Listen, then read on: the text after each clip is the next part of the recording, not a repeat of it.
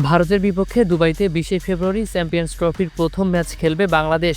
Bharat ৫ spinner নিয়ে দল সাজিয়েছে, কিন্তু বাংলাদেশের মূল শক্তির জায়গা বাংলার পেস ইউনিট।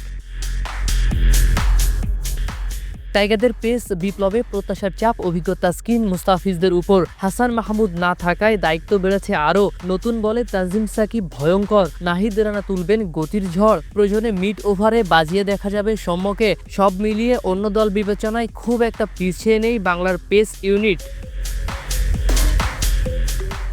তবে ভারতের যেন শনির দশা। আক্ষেপের নাম জাসপ্রীত বুমরার ইনজুরি, সেক্ষেত্রে মোহাম্মদ শামির কাঁধেই গুরু দায়িত্ব।